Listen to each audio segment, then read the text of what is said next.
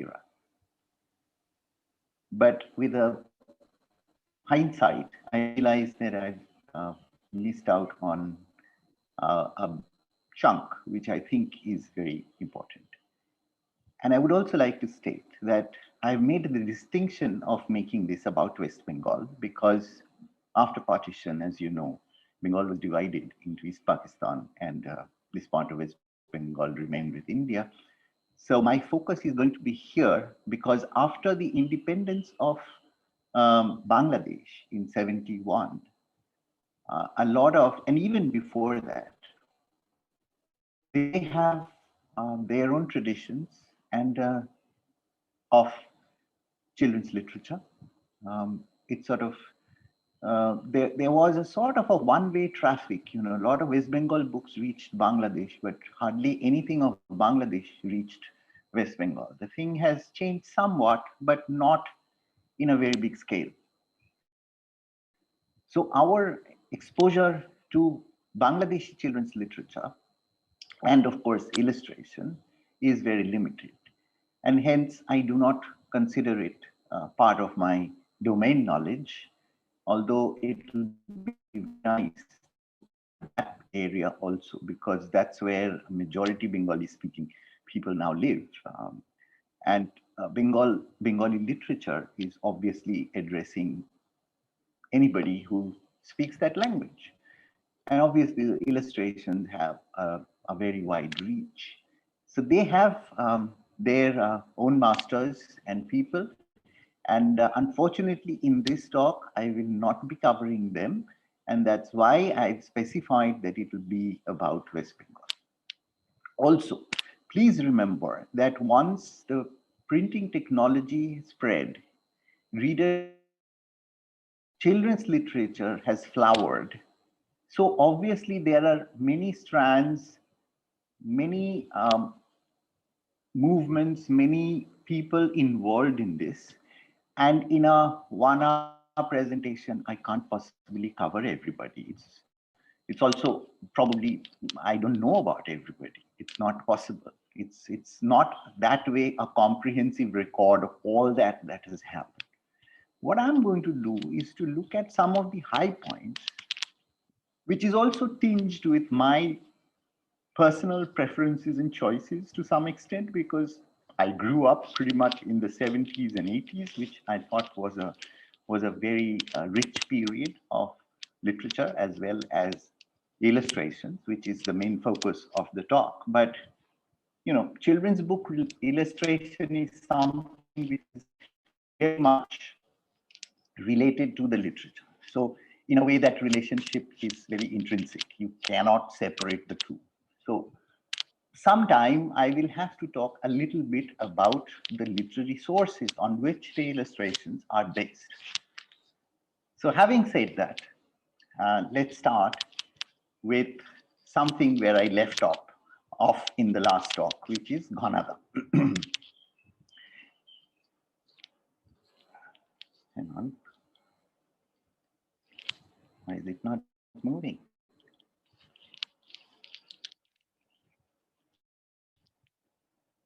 Oops. Yes. And this is where we stopped. That's the most iconic. There were many illustrators, and Ghanada emerged in the early 40s, and he was this guy who used to weave these fantastic stories, and there was a sort of an alter ego of Ghanada who will go and partake in these adventures, where this one will be sitting in his adda with his acolytes surrounding him and weave these stories. They were often very fantastic stories, but all have the scientific basis.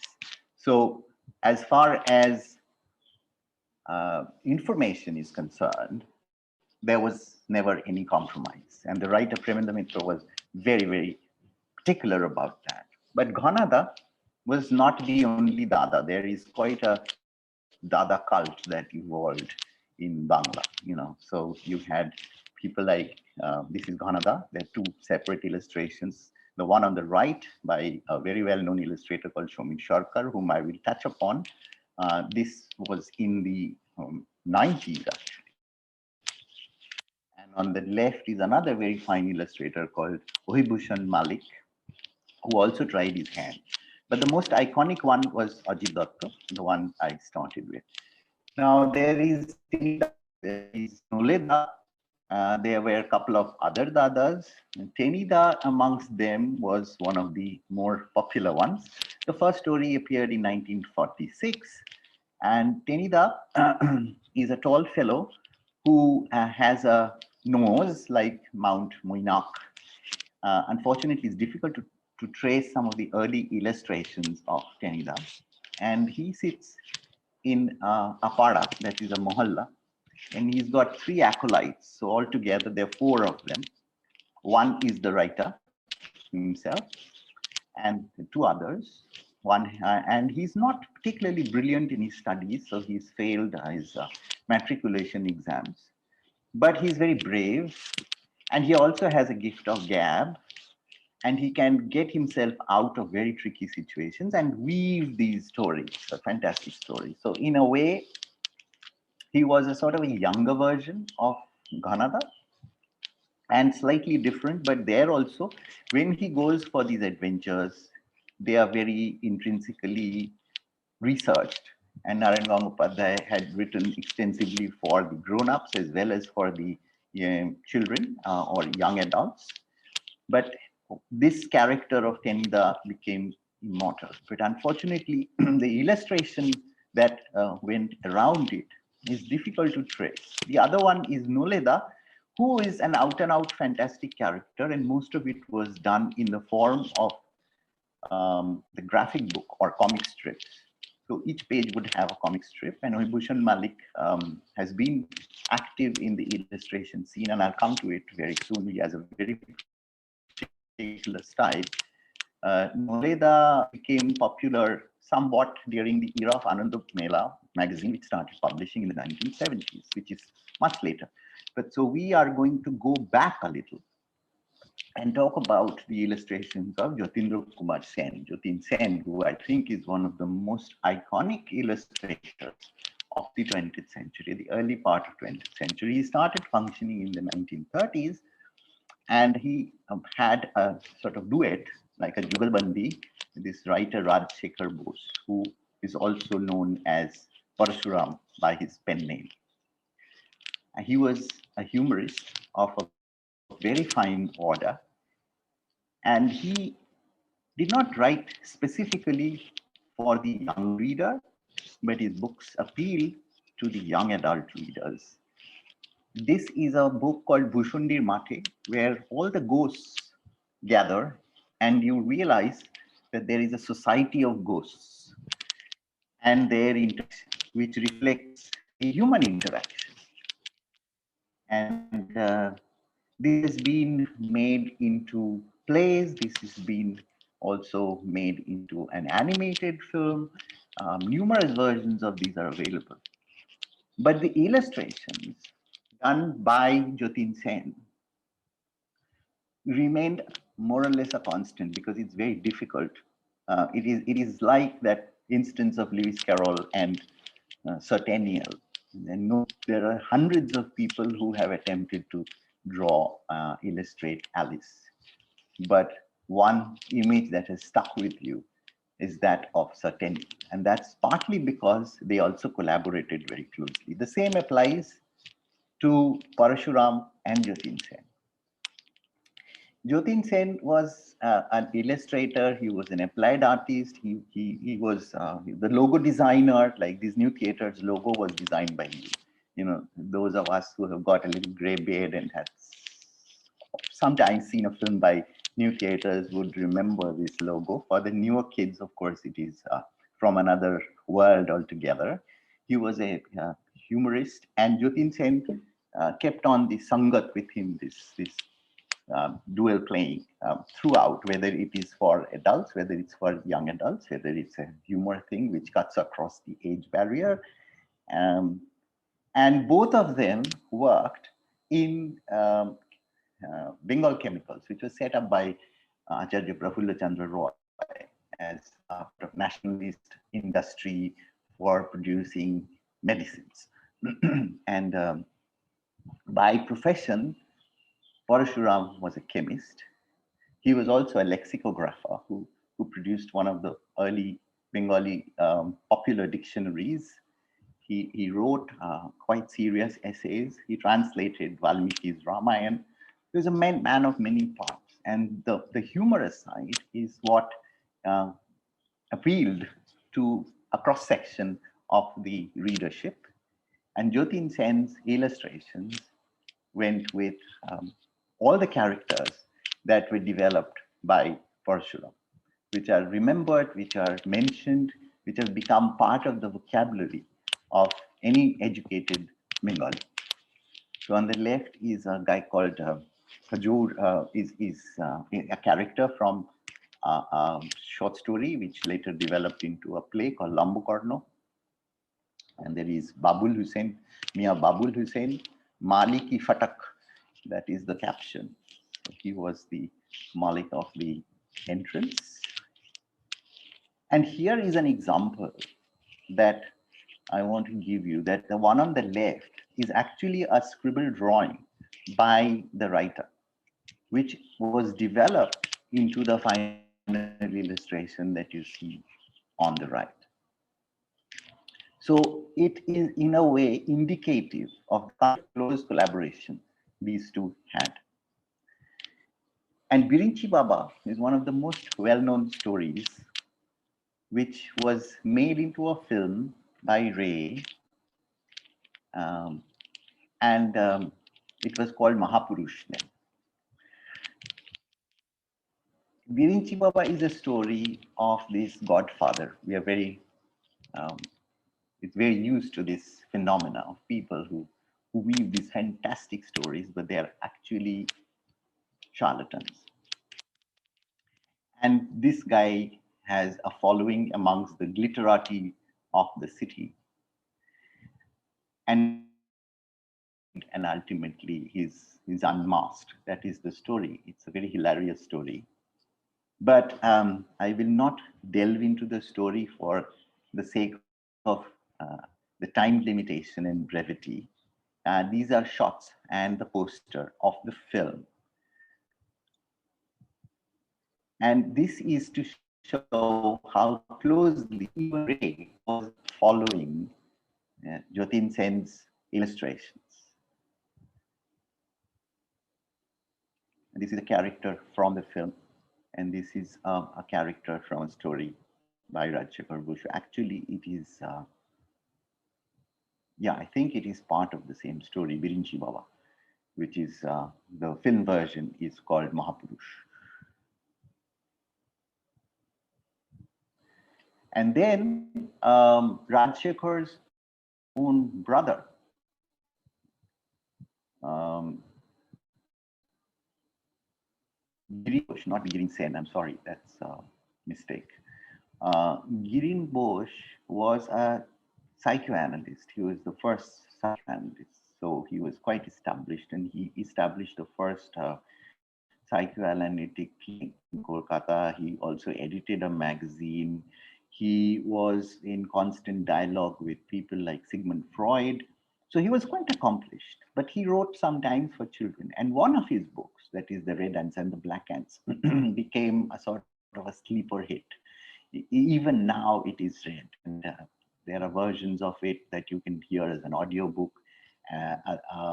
Animation film is made, and it's a very interesting story of two groups of ants, the red ants and the black ants. Lal stands for the red ants and Kalu for the black ants.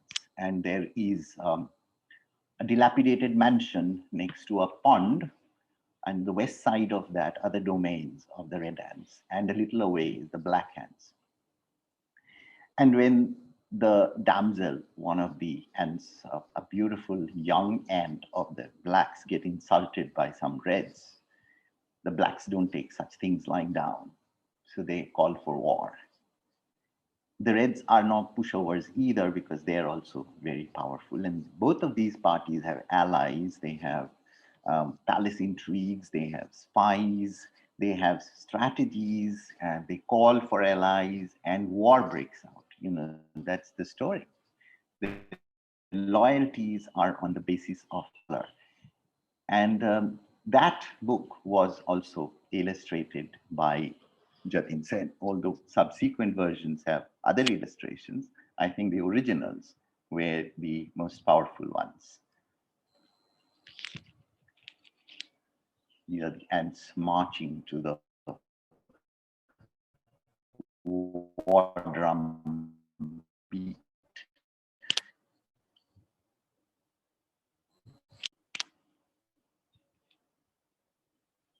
And this is a very late sort of 21st century animated version of the same story.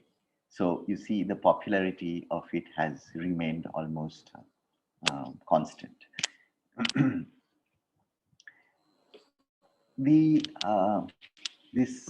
world seems a little male centric, but there were exceptions to the rule. There was Shukhalata Rao.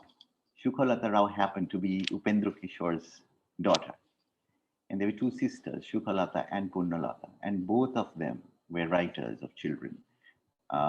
They wrote quite a bit, but some of their books are very popular. And Shukhalata also doubled up as an illustrator of her own books.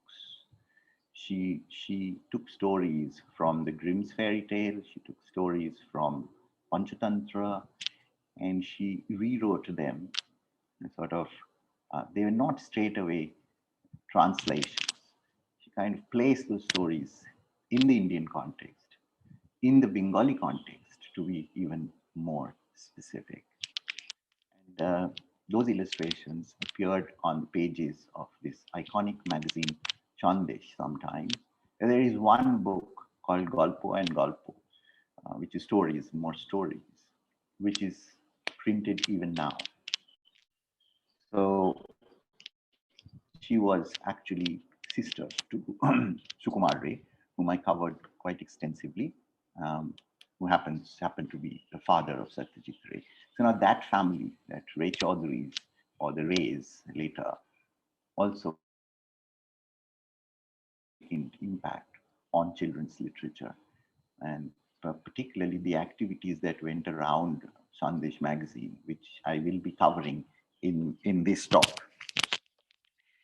So there is a illustration on the right and a portrait of Shukalata's, and this is the well-known story of Rumplestiltskin. Here Shukalata translated Rumpelstiltskin as Rampal Tilak Singh. And so you find Rampal Tilak Singh there meeting those two sisters. So the gender was also changed. They became sisters.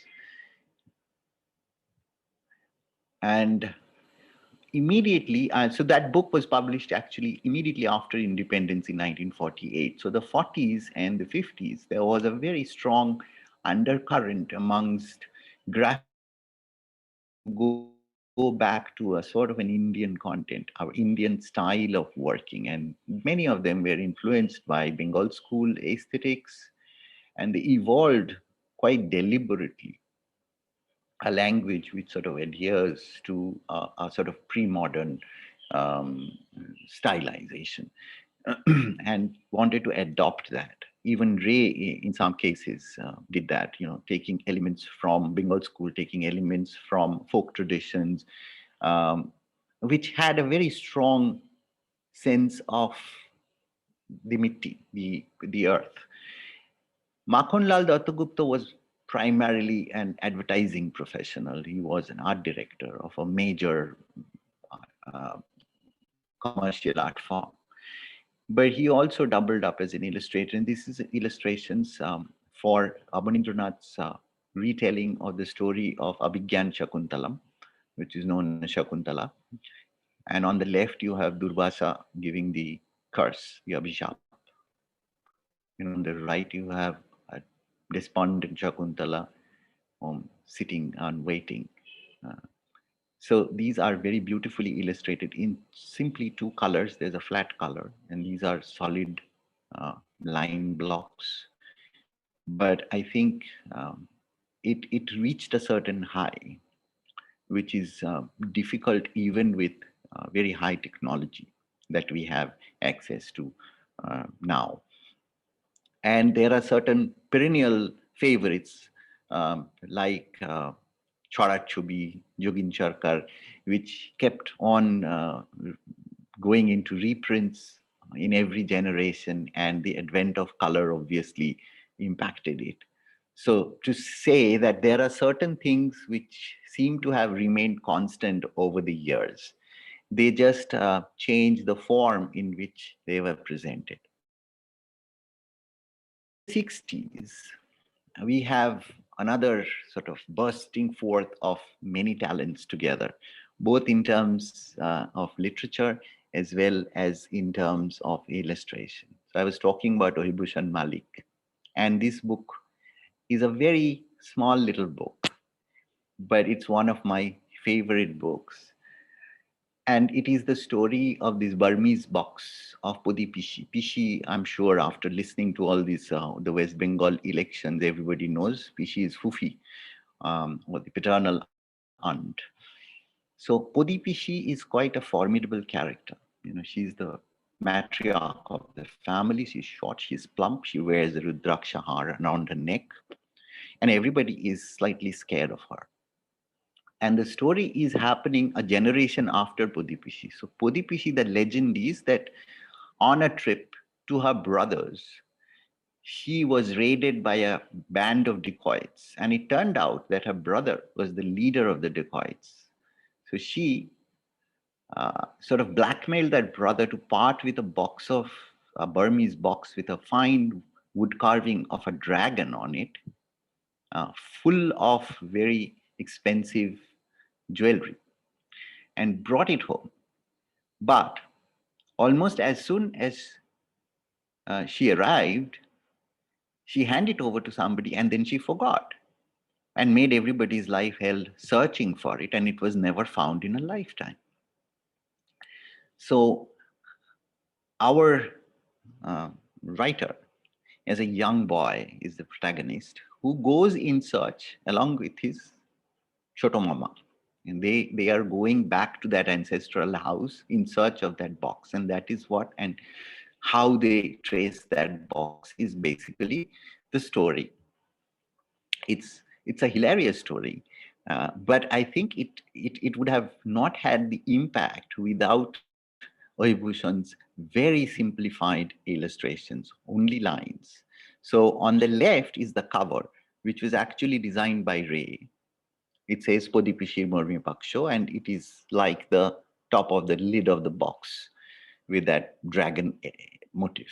But inside, all the illustrations of the characters, they're basically character illustrations, are done by Ohibushan Malik, who I think excelled in this one book for children specifically. It's targeted children, but even I was reading it the other day and I couldn't stop being equally fascinated by the language, by how the characters are revealed, and by little touches. And of course, Leela Majumdar being Leela Majumdar, and she's also related to the Rays, was one of the stars of Bengali children's literature. And this is so Podipishi, you saw this is Podipishi's good for nothing son, who apparently came into some money suddenly, and that is the clue of what happened to the box.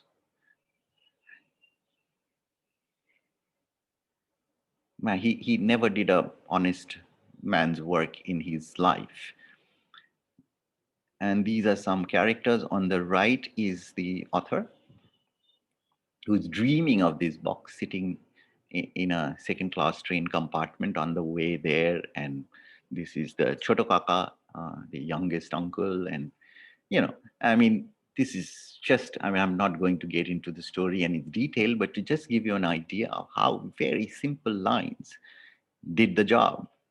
And I cannot think of improving on these illustrations for the life of me. And another a very interesting thing happened in the 1960s. That is Narayan Debnath, who was an art college trained commercial artist and who was associated with a children's magazine called Shuktara, and then with another one called Kishore Bharti, and was a very, very prolific artist, almost exclusively worked for children, came up with this one-page comic strip called Hada.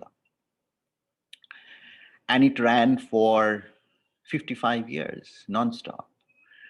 And it was a one-man affair. There was no assistance, nobody. It was a completely solo performance. So Hada became eventually a staple of Shuktara. But he doesn't stop there. He goes, and in a way, he's credited with the first Bengali comic novels for children.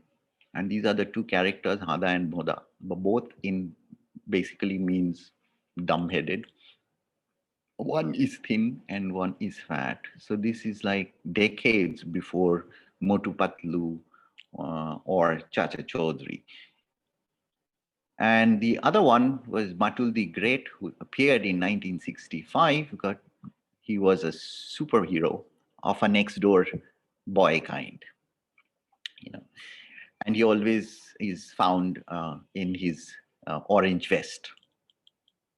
But he became very popular after the Bangladesh Liberation War because during the war he took on the Pakistani army and its tanks and its bullets and proved that he could actually defeat them single-handedly. So his popularity surged in the 1970s. And he also continued for nearly 5 decades. And his character was actually based on this Mr. Universe of 1952, Mr. Manohar Aich, who was also known as the Pocket Hercules because he was barely 4.5 feet high. And he was apparently a friend of Narayan Devnath. What was to become Bangladesh. So obviously he had a lot of emotional contact with Bangladesh or the newly emerging nation of Bangladesh, which pivoted around the language identity above everything else. So there was a for the birth of the new nation. And Batul took advantage of that and became extremely, extremely popular since.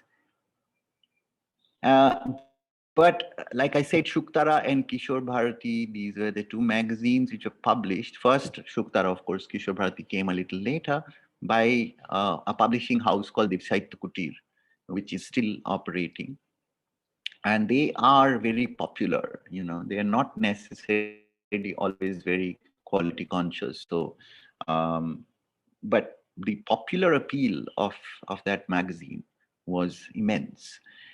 So it is in a way the popular side of it. I'm just showing you, and these are from the late 1970s. This issue, and this also is illustrated by Narayan Devnath. He just passed away earlier this year.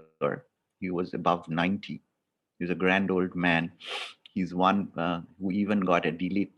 He's probably the only illustrator with a DLit degree operating in Bengal. And his work was spread like in every domain, whether it's cover design, whether it's books of others.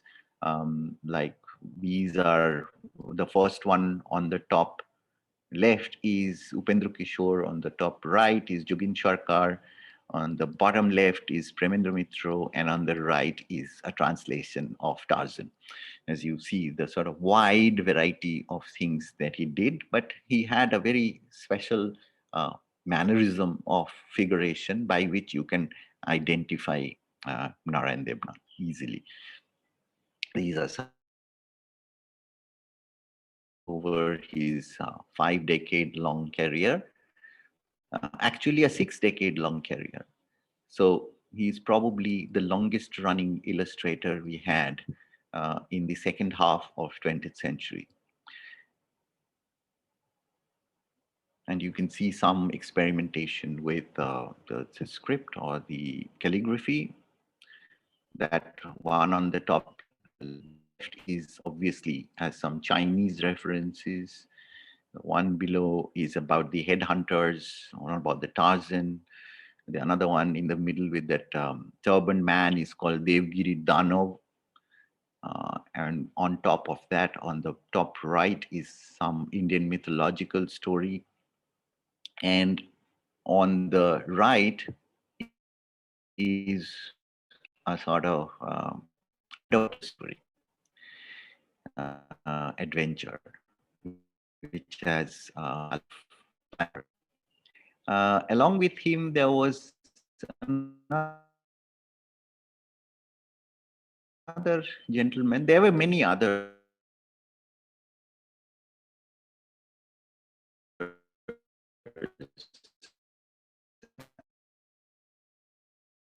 and I can't really cover all of them.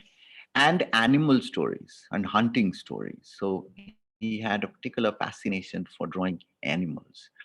And he has a very special way of doing it. So again, it's very easy to spot Mayuk Chaudhary. And he was appearing majorly in the other magazine of Devshahitya Kutir, other than Shuktara, that is. I just mentioned that. Kishore Bharti, the one on the right, the logo comes from there. Again, an illustrator par excellence, but mostly painted, illustrated for all kinds of books, humorous, but not necessarily for the kids. And Shibram Chakraborty is one author who cuts across all age group because he is a humorist who plays with alliteration, with play on words. And he has these immortal characters called Govardhan and Harshvardhan, two brothers, and their exploits. And so Shaila Chakraborty is again associated with Harshvardhan and Govardhan characterizations majorly. You can't imagine of Harshvardhan and Govardhan without Shaila Chakraborty. He also did other illustrations. The one on the right is an example of that, and on the left is from Harshvardhan Govardhan. I think there are many more.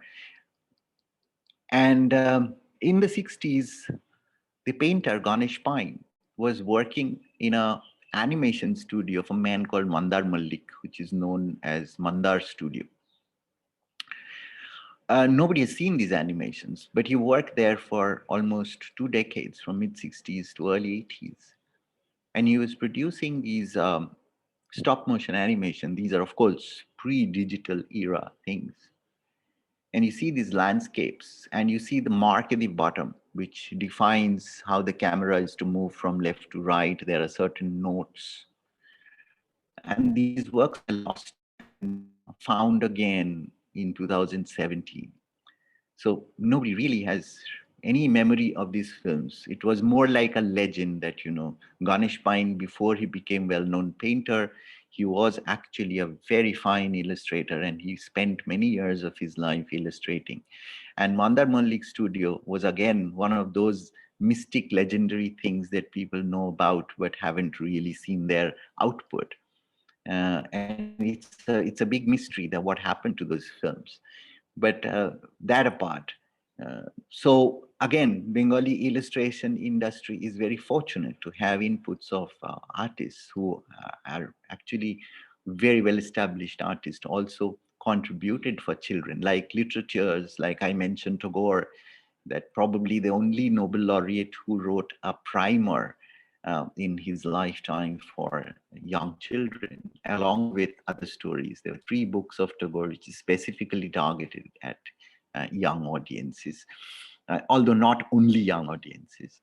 Here also we have professional artists who were already well known or to be well known, have all or many of them have contributed to children's literature. So what I'm sharing with you is rather rare images.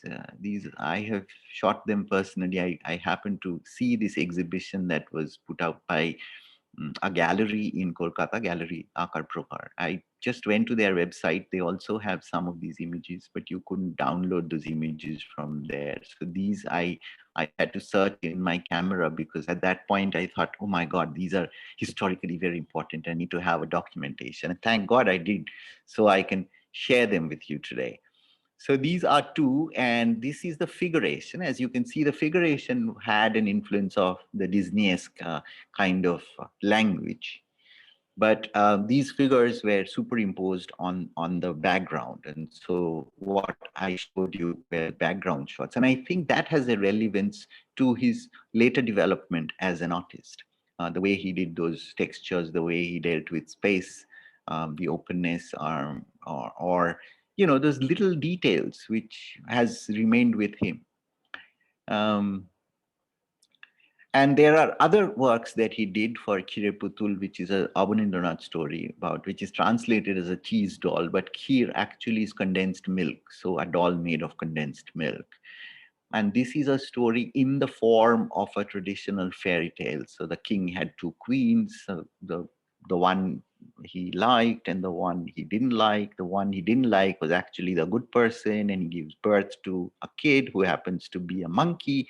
The monkey turns out to be extremely clever, and how the monkey then saves his mother and reclaims his rightful place, and all that. It's a wonderful story. But that was illustrated also at some point by Ganesh Pine, and you see the monkey leading the wedding procession, uh, which is a very, very fine drawing. And this is another illustration by Ganesh Pine of a translation of Grimm's fairy tale.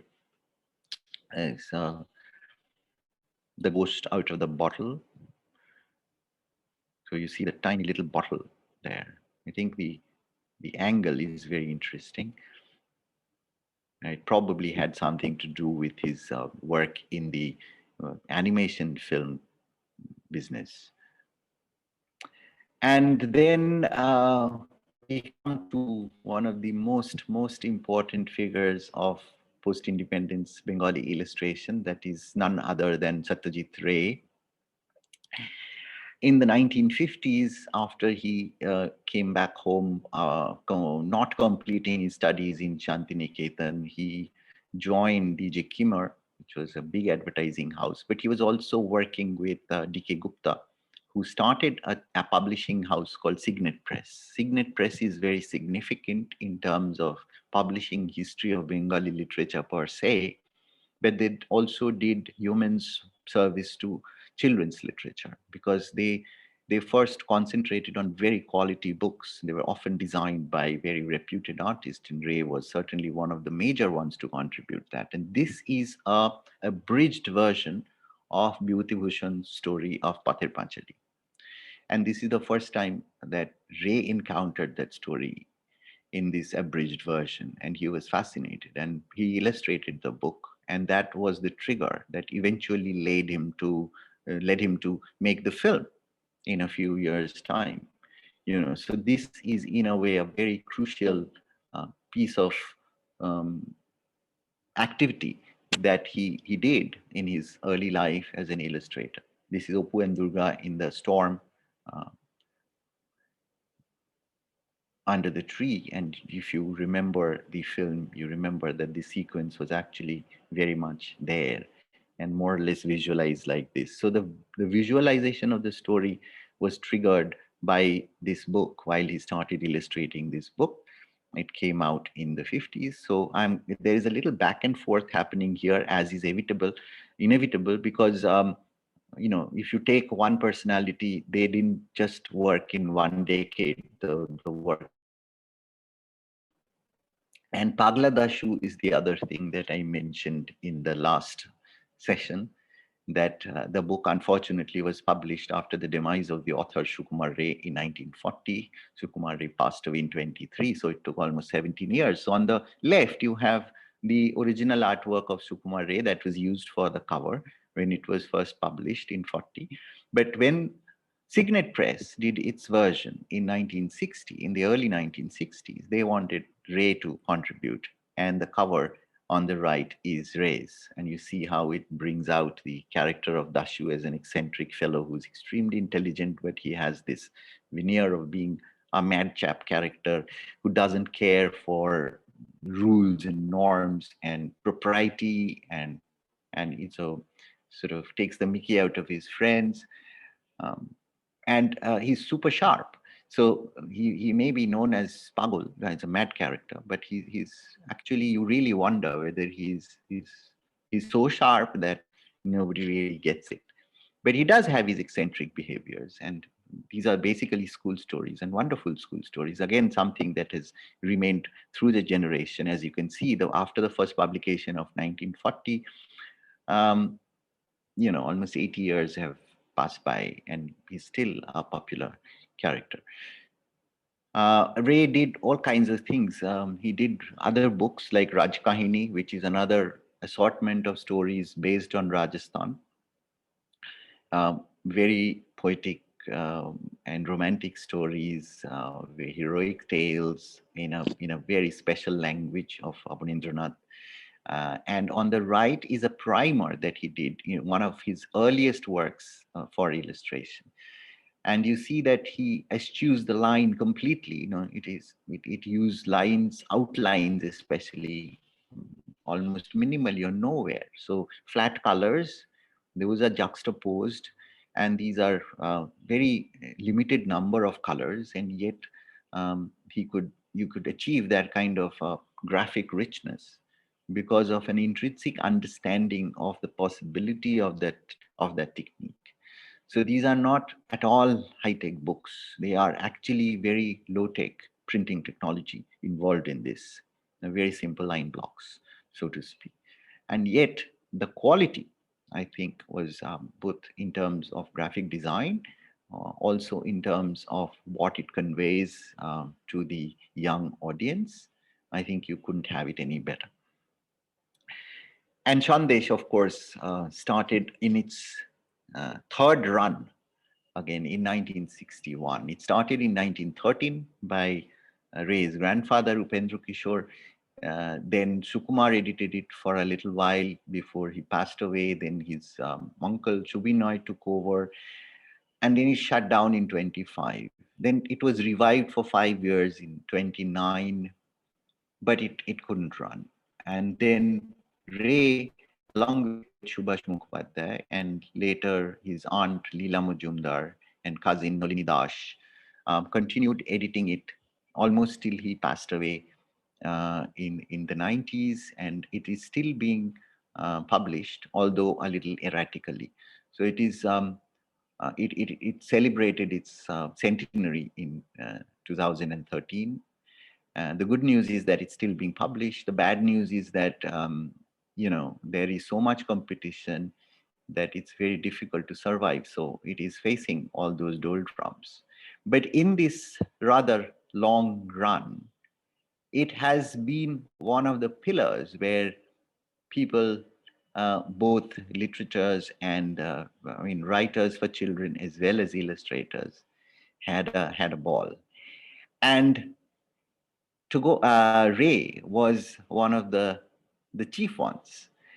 You could see him flowering as he also did author. I'll come to that. But as an illustrator, when he was illustrating stories of different tenors and different genres, his illustration adapted to these genres. So what I'm going to show you is a bit of a example, a sampling of that. This is a cover. This is from the 70s. These are all since 1961 have been designed by Ray himself. There is an assortment. A book came out in 1981 called Shera Shandesh, or the Best of Shandesh, and it had a collection of stories as well as illustrations. And you could see some of the iconic illustrations in the left. Uh, and on the right, I'm just showing you two. The one on the top is from the 70s, and the one in the bottom is from the late 80s.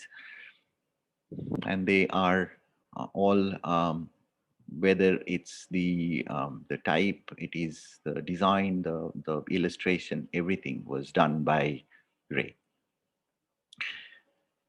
And these are some of the samplings that I mentioned of Ray, and you could see his connection with Nandalal, for instance, or his connection with the Bengal Pata tradition, the manuscript tradition, mm, classical Indian tradition, or very simplified comic tradition. So, it is a very expansive and divergent range of things that he did, especially when it came to illustrating for others.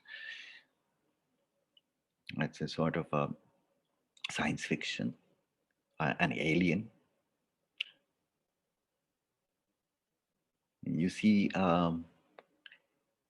the film language, the angle of the camera, also sort of appearing to play a role in his compositions. And most of these works appeared in Chandesh in the uh, late 60s and through the 70s. And this was, of course, the well-known film Gupi Gain Bagabain, based on his grandfather's story. It's Gupi the Gawaiya and Baga Bajaiya. Recently, it has been made into animated film also by Shilpa Ranade, who teaches animation in Bombay IIT.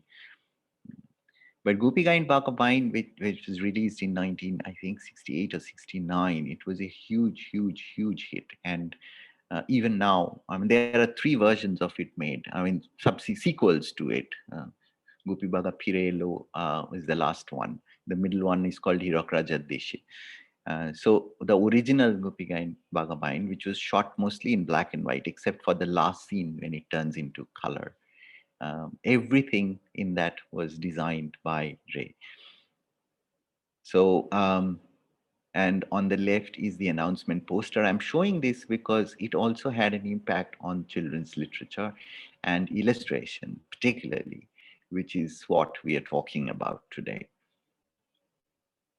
And on the top is a still from the film, of course, the Bhuter Raja, the king of the ghosts. And in the 70s also, he started translating and making the stories of Mullah Nasiruddin. Mullah Nasiruddin is a character from Turkey originally. He is a wise guy. You never know whether he's a fool or a wise guy, but he's mostly a wise guy. And very interesting stories, very short stories. And he illustrated them. And then it was published. It was illustrated and published originally in Chandesh and then published in a book form. So this was the cover of the book of Mullah Nasiruddin. Then you see that he kind of changes his style altogether and goes for this very simple, very bold graphic kind of a language. And also these are the staples where sort of over the shoulder shot kind of compositions, which relates very much with camera angles that you see. Bonku Babur Bandhu. This is a very interesting story because this was later developed as a film script called Alien, which he was supposed to produce for Hollywood. The project fell through. The script was being passed around in Hollywood, and a lot of people claim that E.T. Or was actually had shades of the story, Spielberg's E.T. Now, the story is very simple. There is Bunku Babu, who's a poor primary school teacher in a village and as a laughing stock of everybody because he doesn't seem to agree with people. He's absolutely into his own, but everybody mocks him because of his looks, his character. And he meets this one day, a spaceship lands in the pond, and out comes this character called Ang, who's coming from a much superior, much advanced culture. But here, the alien is not an antagonist, and he's not here on some kind of a mission to conquer Earth. It is more sort of a mistake. He was heading someplace else. By mistake, he lands here, and he befriends Bunkubabu. Most unlikely of the protagonist, Everybody says, and if the spaceship has to land, why would it land in some interior village of Bengal and meet Bonku Babu of all things, the most unlikeliest of the persons to have this kind of an experience, who's never stepped out of the village. Calcutta seems so far away from there, forget about anything international, remotely international. And here an intergalactic kind of relationship is built through Ang. So in a way, it is also an empathy for people who are marginalized in a way. And it is also one of the first stories where the alien character is a friendly character. So this was his illustration for Ang, which was developed further in the screenplay and all that. So that's quite another story. But Bonku Babur Bandhu remains one of his early and very interesting stories. And then Feluda, talking about the Surfeit of Dadas, appeared in 1965 in the story Badshah Yangti, which is set in Lucknow. He's a 35-year-old, what you call a private investigator. Pradosh Mittar is his formal name, but like most Bengalis, he has a pet name, and that is Felu and Feluda. He lives with his uh, paternal uncle, and his cousin, Topesh Ranjan, is actually an assistant who was in the first story 13 years old and eventually grows up a bit. But Feluda's age is more or less always below 40. He's about 6 feet 2 inches tall, um, very knowledgeable, handsome fellow, does yoga, does have a Colt revolver, which he very rarely uses. Primarily, he uses his power of logic and deduction, deductive logic, which he calls Magajastra. The brain is what is the more powerful weapon that he has. And with Feluda, you kind of traveled all around India. So you are not only solving mysteries, which were considerable, but also had the benefit of the travel and getting to know of these places. So in one of the stories, he goes to Rajasthan and to Shonar Kella, which is a story about this guy who remembers his earlier life, which was made into a film in 1974, which was a huge hit. And Feluda was played by the iconic actor Soumitra Chatterjee. And ever since, Feluda started looking a bit like Soumitra. So this is the first Feluda illustration. So here Feluda looks a little different and a little younger. And Topshe, of course, grew up proportionately. But Feluda's age was more or less fixed. And for generations, Feluda has remained an icon. And there was never, you were spoiled for choice because so many writers wrote detective stories involving young protagonist, old protagonist. Of course, Bomkesh and all are much better known, but they are not necessarily meant for the children audience. But for children's audience, you had Sunil Gangopadhyay coming up with Kaka Babu in the 70s. You had Samaresh Boshu coming up with a character called Arjun. Then you had Colonel Niladri Shekhar by Syed Mustafa Siraj, and you had Gogol by Samaresh Bose. You had Goenda Gondalu again in the late 70s by Nolini Das, who again is related to who's Purnalata Chakravarti's daughter, who also happened to be one of the editors of Shandesh. And these are the difference is that these are four school-going kids who was girls. They live in a hostel. They are high school girls, and all of them live in the same room in the hostel. They're called Kalu, Malu, Tulu, and Bulu, or the Lu quadruplets. The four of them. They all their names end with a Lu. And they were majorly into mysteries, solving mysteries. So you were literally spoiled for choice. But Feluda is perhaps the tallest of them and the longest surviving.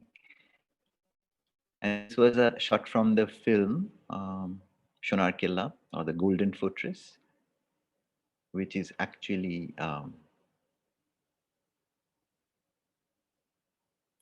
changed somewhat the characterization of Feluda since. And Lalmohan Babu is the last one who appeared in this story. He's a writer of popular fiction. He's a kind of a foil to Feluda's sharp wit and knowledge. Sometimes he make very silly mistakes, like he believes that the camels carry water in their humps and stuff like that, which has to be corrected. And he writes a popular fiction with which is a kind of a snide uh, commentary on popular detective fiction, pulp fiction that was available in the market. His hero's name is called Prakhar Rudra, 6 feet 2, and he does all kinds of superhuman acts. But he's also very brave, and he develops this great friendship. And subsequent to this, Lalmohan Ganguly, or Jatayu, that is his pen name, Jatayu becomes part of this trio, that is Feluda, Topshe, and Jatayu. So all subsequent stories you have Jatayu, which brings in an element of humor, but in some cases, like Jai Baba Felunath, which is based in Benares, he played a very, very brave role, um, and faces the knife thrower most courageously. So he surprises you. And he is from Gorpar, an area of North Calcutta where Ray grew up in the first few years of his life. That's where Ray and Sons was housed. So there are sort of references to that. And he's a very middle class Bengali who speaks a smattering of Hindi. He learning Hindi, and that's how he meets Feluda in the train. He boards the train from Allahabad on the way to Rajasthan, and that is an accidental meeting that happens in the train. If you watch the film, you can see that. And the other character that came about the same time is Professor Shonku. Professor Shonku is a scientist who is not concerned with money or fame, but has world-shaking inventions. And his laboratory is not in Calcutta, not even in West Bengal. It's in Giridih, by the, it's a very sort of secluded place. And Giridih was a place where Rays used to spend their early childhood vacations, summer vacations. So that also had some connection with it. And he is an inventor par excellence, where he has a neighbor called Abinash Babu, who doesn't believe in anything. He makes fun of him. But Shonku is totally not bothered. He has a cat called Newton. He had an old retainer called Prahlad, and you know, and he has a set of international friends, particularly a German called Wilhelm Kohl and a British scientist called Jeremy Saunders. And so often he's flying off to international conferences, and their adventures start from there. So again, through Shonku, you get to see a bit of the world. So not only his inventions, which are quite fantastic, and I wish some of them were here, like the first robo that he makes with scrap is called Vidhushekar, and then they go to the moon. That is the first story that you see the cover on the left. Then you have Shankoplane, which defies gravity. You have Annihilin, which can make your enemy disappear for a short while. You have Botica Indica, which is a tablet that will fill your stomach for 24 hours. These are all Shonku inventions. You had Miracurol. It's another, it takes care of most diseases. But the oxymore powder, which is a powder form, if you take that, and this is something that Shonku develops on their trip to Mount Kailash and Manasarovar, that actually helps you to take in more oxygen. You really wish we had something access to some of these inventions, considering the trauma that we are going through as a country at the moment and shortage of oxygen. So Shonku also was imagined as somebody who's a little, um, unkempt and a sort of a simpleton, and soon developed. This is the first story of Shonku, and you see Shonku's character and the cat Newton uh, sleeping on the table. So that persona of Shonku changed over the time into somebody who's a little more nattily dressed, fit for the sort of international conferences where he's being called. So over a period of time, there is a certain evolution that happens with Shonku, and you can see that Shonku on the left. And this is Willem Cole. You see the back of his, and somebody who's a gypsy reading the.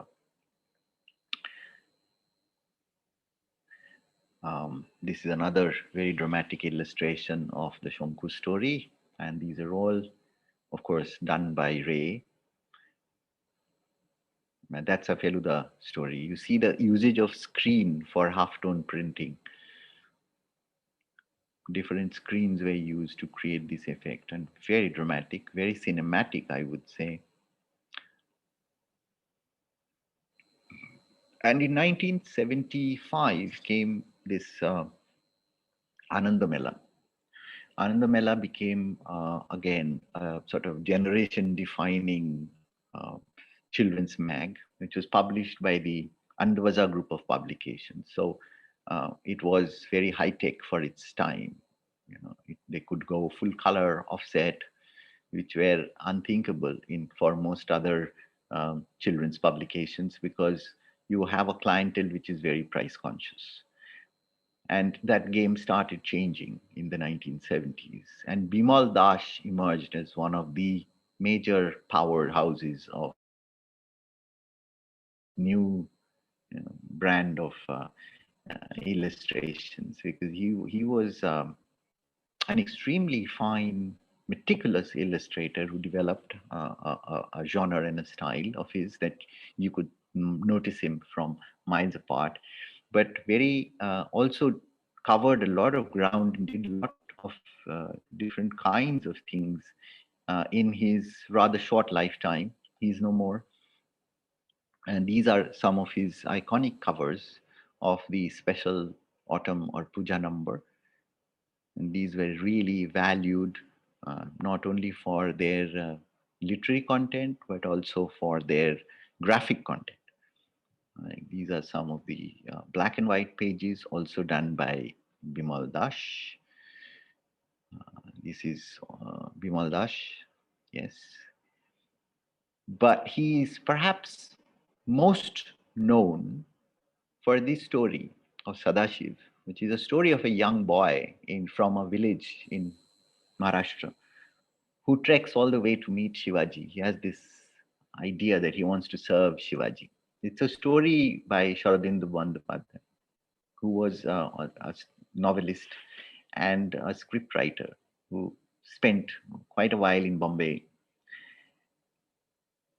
And Sharadindu's story was made into a kind of script by Tarun Majumdar, who himself is a filmmaker. Oh. So based on that, Bimal Das illustrated the story of Sadashiv. And Sadashiv finally meets up with Shivaji, but he doesn't recognize Shivaji.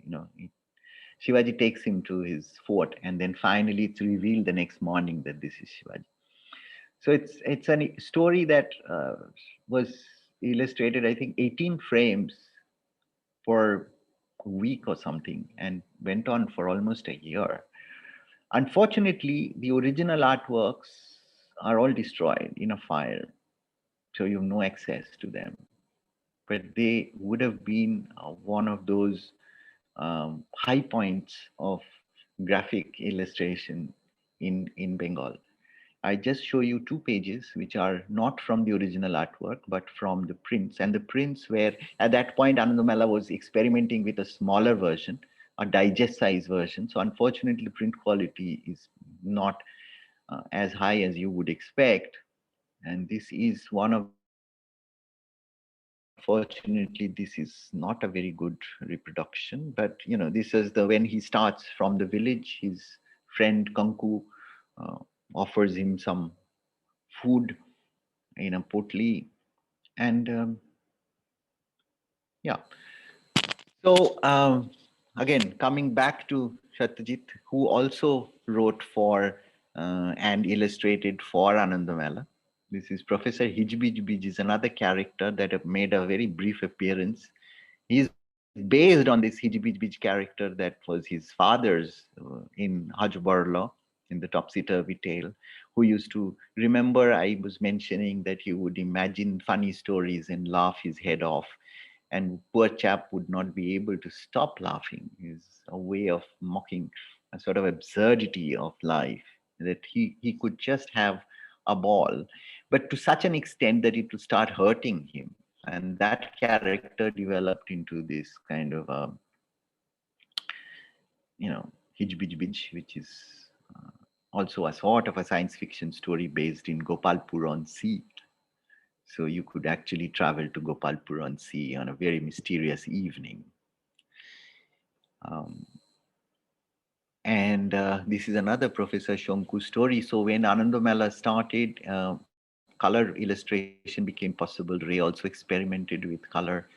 And this is a story about a very smart crow, Corvus, Shonku was experimenting with and found out that it has very high intelligence. So he goes to South America, and this magician Argus wants to buy Corvus from him and tries to hypnotize Shonku. So this was that sequence, and Shonku was refused to be hypnotized, but Argus is trying to hypnotize him. And there are other stories which are more not silly children's stories, but young adult stories like Barin Bhomik's Baram. The Baram is a disease which is kleptomania, but Barin Bhomik is aware that he has this disease. And these was the early days when kleptomania as the term was not really widely known. And he introduced that term in the story. So Barin Bhomik Baram has, again, very simple sort of collage elements of the psychedelic pattern that you see in the form of the hair, which has very direct relevance to the narration. And it's between Barin Bhomik traveling in a train and another co-passenger. You don't really get to see or know too much about the passenger because you see everything from Barin's point of view. So I just thought I will include this to show you the range of Ray's illustrations. So this is another sequence from Barin Bhomik. And like I was saying, that Bengali literature is very, very fortunate to have a lot of visual artists who contributing illustrations. Shubha Prasanna Bhattacharya, Shubha Prasanna in short, is one of those people who contributed to the early days of Anandamela. Uh, one of the stories he illustrated was Bimalkar's Kikira stories, and Kikira is a magician who's also a sort of a Satyanishi. And he's another character that was developed, directed to the children's audience. And Shubha Prasanna did illustrations for that. I couldn't find too many examples, but I remember they had a huge impact on me when I came across them.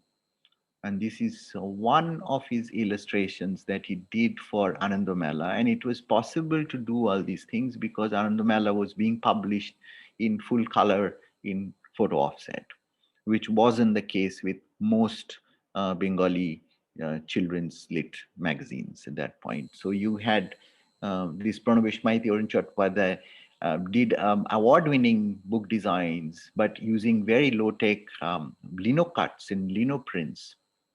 And these are all happening in the late 1970s and even in the 80s.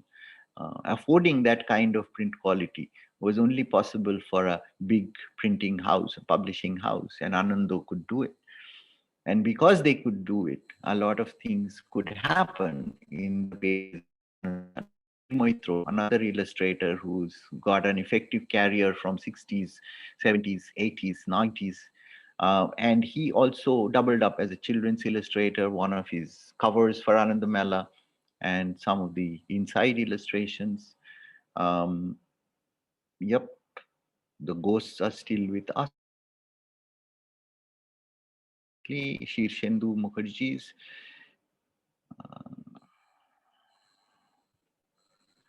and Stopper and Koni. These were the two iconic stories by Moti Nandi. One about a boy who grows into a footballer, and his ambition was to play club football, and his struggles and travails and finally achieving it. That's the story. It's a very gripping story.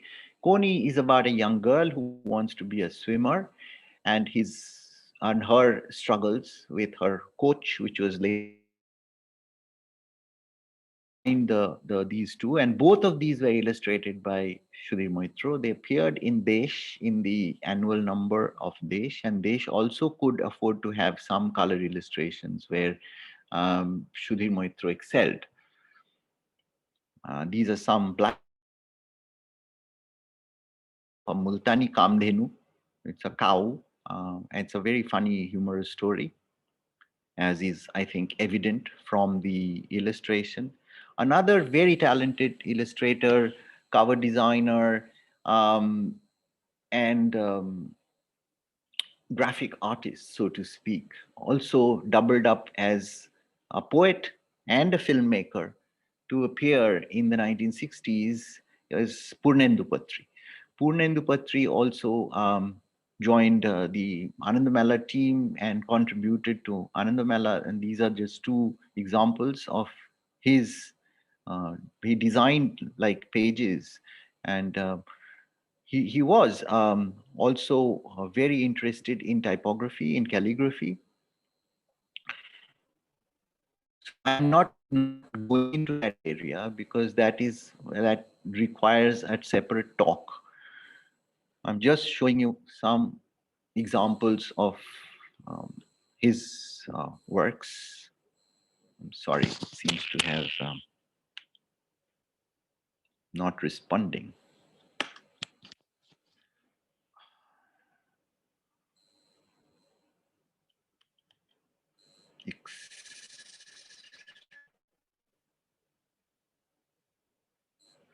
Yeah, this is another one by Purnendu. And you see that there is a reference to the Bengali Katha tradition, that's the quilt and stitches and particular motifs that are taken from Katha. Then there is a reference to woodblock printing. So he was experimenting a lot formally. This is another work also for children uh, using the scratch board. Shomir Sharkar, another very talented man. You know, there is so many of them that it's very, very difficult. And many of these were actually graphic designers, illustrators for the mainstream who also did work for children and very significant amount of work. So I'm just going to touch upon the very few, and we have come to the end of this presentation. We have Devashish Dev, who started operating in the 90s and is still very much in his prime. But that will require, I guess, another talk. Krishnendu Chaki, who's also more or less Devashish's contemporary. And these are the sort of illustrators who are in their prime now. This is a work by Krishnendu, Shubroto.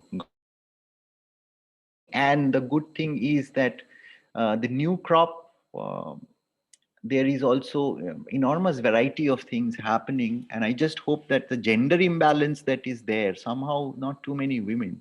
There are important women illustrators who simply seem to be working outside the Bengali children's literature, the world of Bengali children's literature. They contribute to children's literature elsewhere. So well, that is more or less the story of the second half of the 20th century and sort of touching upon the beginning of the 21st century. But I am, like I said in the very beginning, I'm not a researcher. I really don't have that kind of expertise to tell you a detailed story, but I just thought I will share this because these are the things that I am quite excited about, and I think that needs sharing. And of course, there is a sort of subjective bias in the choice. So you may point out things that I've missed out. There are big gaps. I admit it, and that is inevitable. Firstly, for the time constraint, and secondly, because I don't claim to be a know-all. I just hope that your patience for being with this for these many minutes is worth it. Thank you very much. I would be very happy to answer any questions. I will just take a minute's break and join you. शुक्रिया शुक्रिया sir शुक्रिया Indranil Just give me a minute. Yeah. Please please please please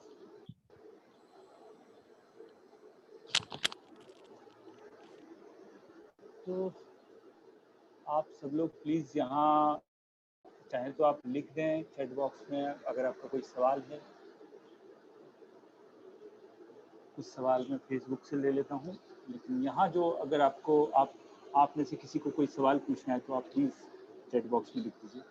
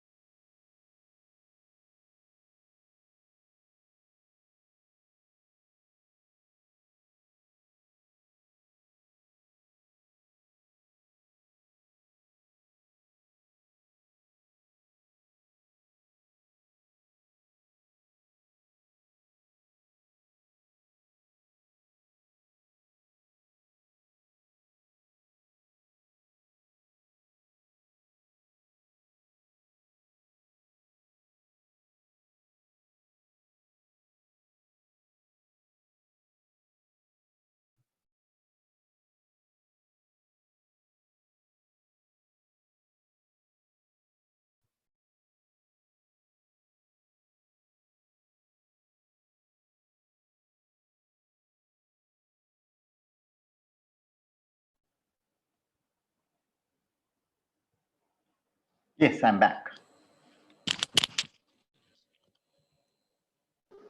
एक सवाल है ऋषा का कि what makes an artist decide whether to use color in illustrations or not? Um, well, multiple factors. I think in illustration, as opposed to when you are doing a painting, you have to keep in mind certain things. One is the text. The one is also certain constraints that come with how it will be reaching the audience. That is the print medium. And if you are designing something for which is to be printed in black and white, then of course you have a certain limitations. If you are designing something that can be reproduced in full color, then it's a different ball game. But to answer that question, let's go back to a more philosophical position. That why do you think Charlie Chaplin made silent movies in the era of talkies? He could have very well done talkies, right? That technology was there. He deliberately chose not to. So there are artists who will deliberately choose an option which may seem technologically backwards because of a certain possibility that he or she feels in that language. Then there is the question of what goes with the story or the narration. You know, what is the mood that you want to convey? So there are many considerations. So one of it is, of course, practical and technical, that what is possible. So that defines the framework. But within that, there is a lot of room to play. So if your choices are limited, then of course they are limited. But if your choices are unlimited, does that mean that you can do anything and everything, or you would try to do that? You perhaps will not. So what makes you decide that? It's the text, I suppose. and the technology available. And then finally, it's your imagination of how you want this to reach the audience, and what is the mood you want to convey, what is the message that you want to convey, what is the look that you want to convey, what is the feel that you want to convey. All those things will decide.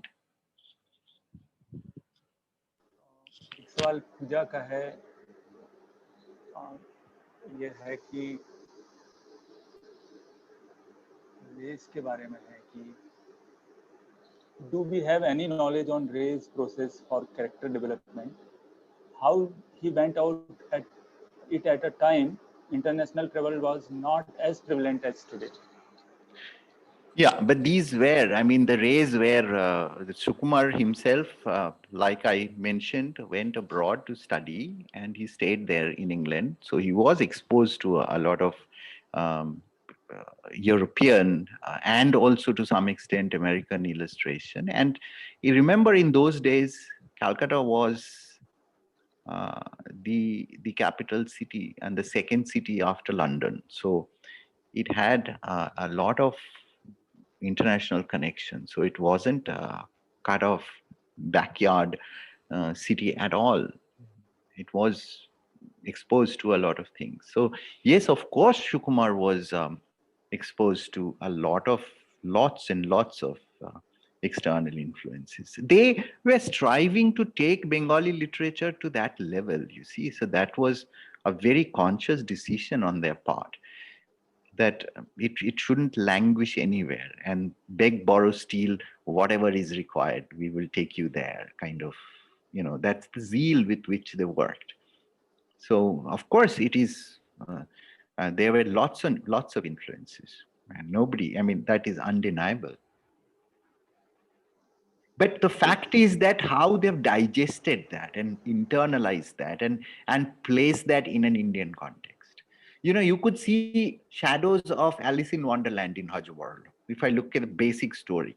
But if you look at the nitty-gritty, the nuts and bolts of how the story is evolved, there are parallels, but it's not like it's a straight influence.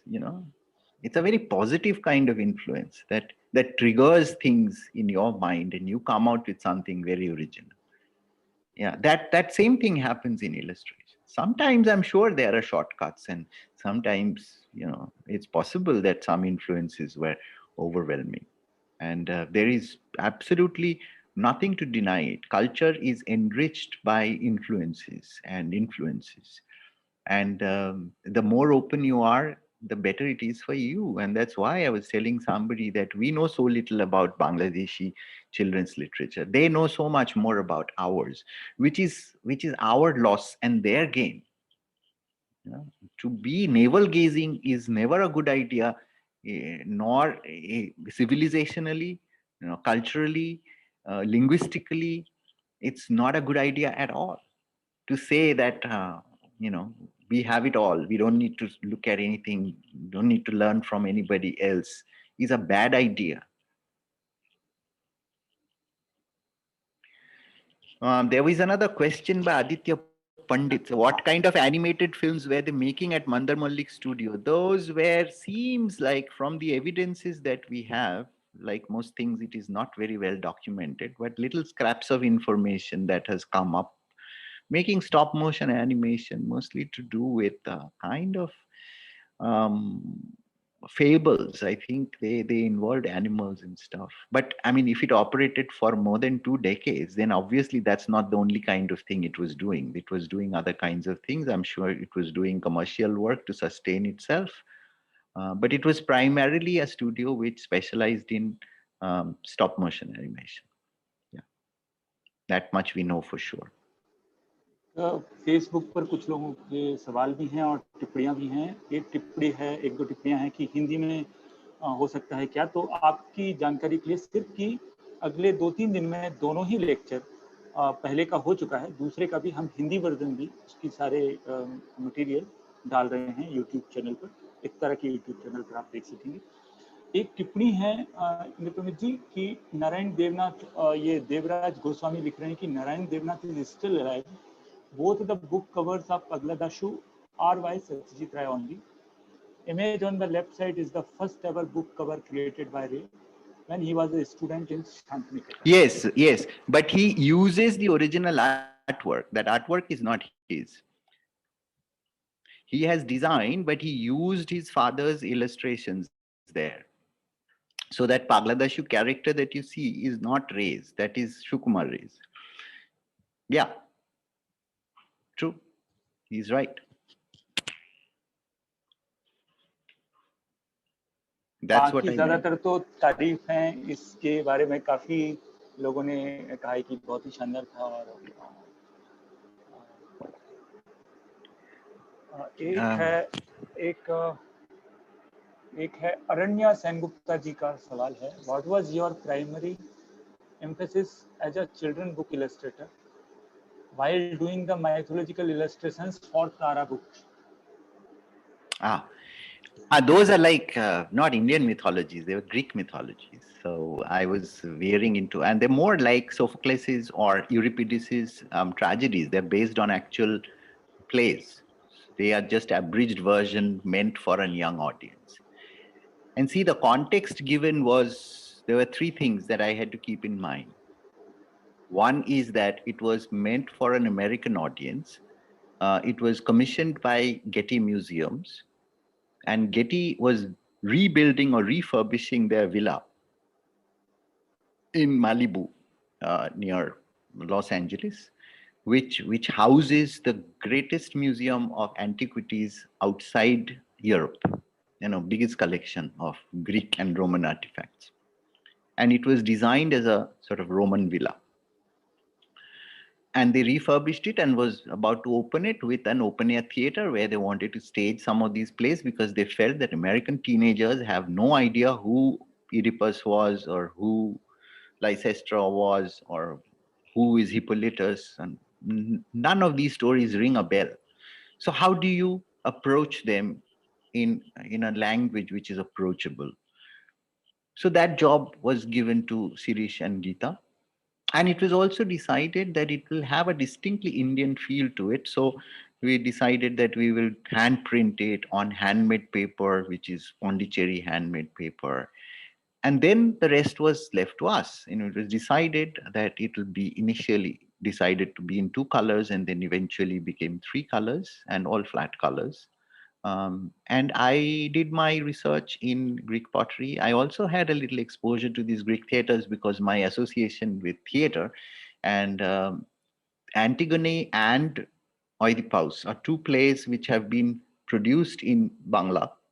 And I have had the good fortune to see two very good productions, one Shambhu Mitra's and one Nandikar's, Ajitesh Bandyopadhyay's, Oedipus and Antigone. And then subsequent to that, I have seen many other productions. I've seen a Hindi production in Bharat Bhavan and so on and so forth. And I've also had some readings into that. So all that kind of helped. But the whole thing was that there was a technical limitation that it will be done in silkscreen, which was, I think, was very beneficial because that limitation actually helped me. And I did research in Greek pottery and the imagery of Greek pottery and had to kind of immerse myself to come out with my own version. So these are the kind of background stories that might answer your question. I don't think there is a direct answer to that question. This is the only way I can deal with it. Yeah. शिविका जी का सवाल है, which illustrator has been the most impactful for children's literature according to you? It depends, I mean, for me personally, it was Ray. Because of the range, diversity, and the intelligence that I see with it. But a lot of people would say Narendra, I'm sure, because he was much more, he was very popular and he also worked in a wide range of things. But for me, it was definitely Ray. I mean, I can't think of anybody coming close to that as far as Bengali book illustrations, children's book illustration is concerned. Of course, internationally, there are a lot of other very interesting illustrations. And now, especially, it has kind of so much is possible and happening. So it's very difficult to name one. But when I was growing up in the 70s, it certainly was Ray. His presence was always looming there.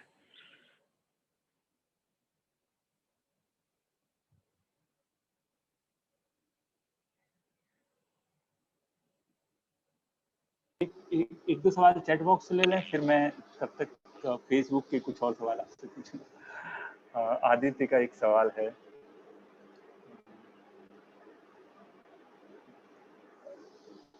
Did you act in one of Ray's movies? Yes, yes. Ajit Rao did my portrait. Yes, you're right. Yes.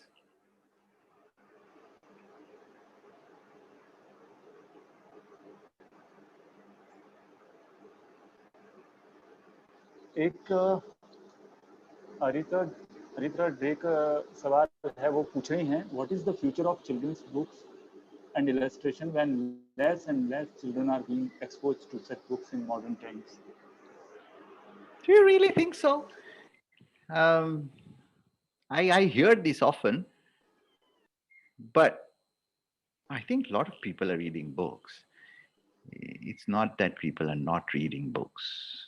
And also there is an enormous possibility of going online or PDF versions of books. So maybe not in print, but yeah, maybe the future will be in the screen. I don't know. I still like to read my books in print. I love the smell of the paper and the printing ink and hold a book in my hand. But I may be a dinosaur. I don't know. And I'm no Nostradamus to be able to predict. But one thing I will ask you to reflect on. In 1890s, somebody said that painting is dead because photography has come. Do you really think painting is dead?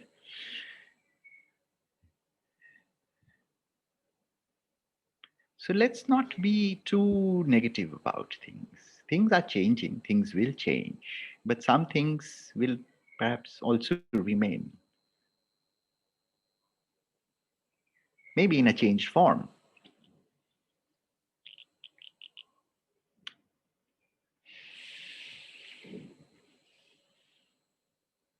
बहुत सारे लोगों ने लिखा है, very nice presentation, Rinku Dutta, put me down memory lane. तो बहुत शुक्रिया आप सब ने, बहुत जो एक्सीलेंट सेशन, जयश्री अय्यर, आप सबका शुक्रिया, बहुत ही थैंक यू, थैंक यू। तो बहुत शुक्रिया इंद्रप्रमित जी। ये एक minute Sushil, please. There is another question. I think this needs to be answered. How do we draw distinction between illustration and caricatures? Now, caricature is a form of illustration. So there is no distinction needs to be made. Illustration is a broad umbrella term. And a lot of things can be housed under that. Caricature can certainly be one. So why do you need to find a distinction between these two things? So these are kind of things we need to avoid, these traps of nomenclature. We define and then we get trapped in it. Why do we need to do that? A good illustration is a good illustration. What does it matter if it is a cartoonish one or a not cartoonish one or a classical one or a folk one or a tribal one? If it appeals, if it does something, what is a good illustration?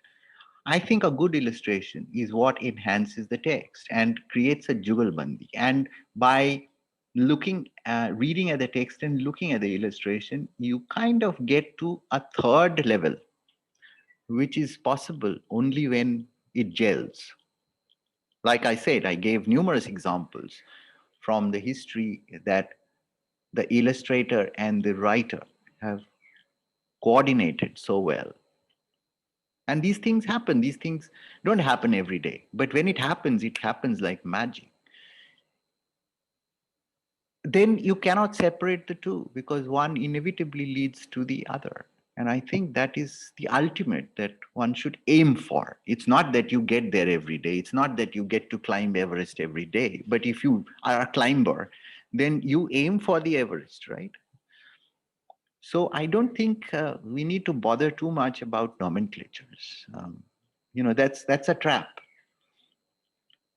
The large thing is illustration. That includes everything. It can include the typography, the font of a book. It doesn't even need to have a figurative representation. You can say a lot by just changing the font, or it can be very simple to very complex. If it serves the purpose, it enhances and it adds something to it. It has to add something to your experience. I think that is the bottom line. Just saying he enters the room and you show somebody entering the room, that's the lowest form of illustration, unless you add something to it. You have to add something to the story as an illustrator, which is not there, but it will make it vivid. Yeah. Sorry, Sushil, for interrupting you, but I thought it's important to answer this question because it is something very fundamental. Yes. बहुत शुक्रिया। और जल्दी ही जब ये समय खुलता है तो आप रियाज में आइएगा। As I told you, I'd love to. Yes. Please. और ये हिंदी की जो बात आप कर रहे हैं, मतलब there will be Hindi subtitles or you are going to और have साथ a में voiceover? पूरा टेक्स्ट होगा स्लाइड वाइज, तो कोई भी उसको रेफर कर सकते हैं। तो हमने पहले ही उसका कर लिया है, दूसरे का भी 2-1 दिन में करके हम YouTube पर ये सारा मटेरियल डाल देंगे। Very nice. Thank you. Thank you very much. Thank you हम सब की तरफ से, रियाज के सभी स्टूडेंट्स की तरफ से, आज जो लोग थे सबकी तरफ से।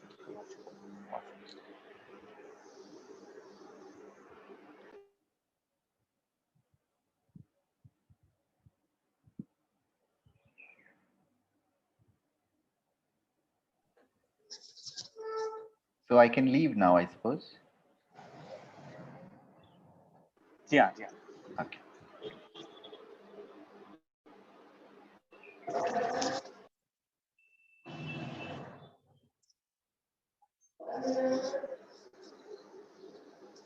तो चलिए मिलते हैं रियाजियों, कल मिलते हैं।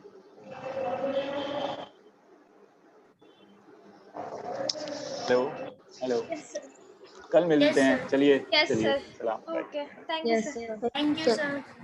बाय।